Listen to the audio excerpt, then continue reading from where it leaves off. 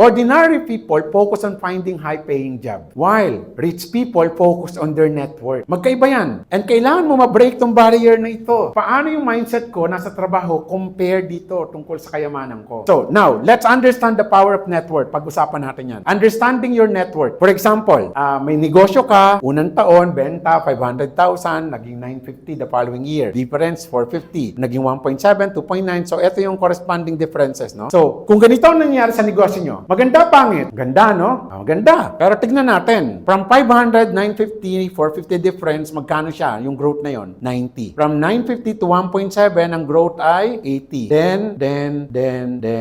Now, tell me, maganda, pangit?